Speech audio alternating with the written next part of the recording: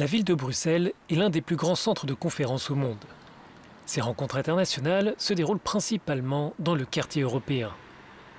Mais cette fin d'année s'annonce calme dans la capitale belge. La pandémie limite les réunions en présentiel et favorise les interactions virtuelles. Pour l'hôtellerie, c'est l'avenir du secteur qui est en jeu. Les conséquences économiques de la crise du coronavirus pour le secteur hôtelier à Bruxelles sont catastrophiques.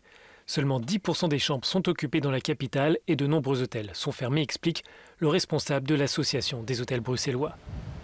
Pour sauver le secteur, qui compte 12 500 emplois, le gouvernement régional de Bruxelles a annoncé un ensemble de mesures, dont l'octroi d'une aide de 200 000 à 800 000 euros par établissement. Si ce soutien financier maintient en vie l'hôtellerie à court terme, les professionnels vont devoir s'adapter pour survivre après la crise.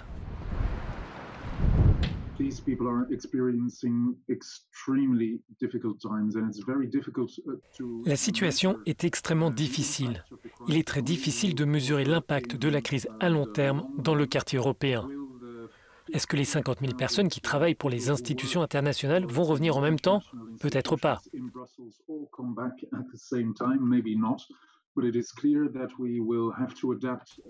Il est évident que nous allons devoir adapter la stratégie en fonction de l'issue de la crise avec tous les acteurs, les institutions européennes, les autorités locales, les institutions culturelles, les associations commerciales. C'est ce que nous devons faire.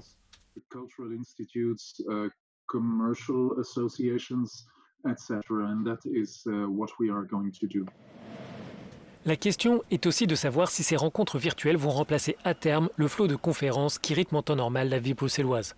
Pour certains acteurs, cela fait partie de l'histoire ancienne. Je ne pense pas que l'événementiel sera comme avant. On va se diriger vers un modèle hybride, je pense. Les événements seront plus petits, avec seulement les acteurs majeurs dans la salle. Ils diffuseront en ligne de façon hybride, ce qui sera sûrement mieux pour la transparence, car cela étend la conférence au-delà des 4 murs de la pièce.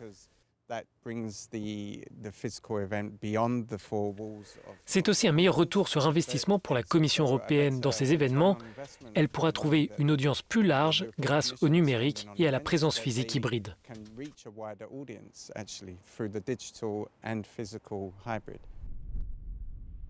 Pour la ville de Bruxelles, qui a mis du temps à se reconstruire après les attaques terroristes de 2016, c'est aussi l'image de la capitale européenne qui est en jeu.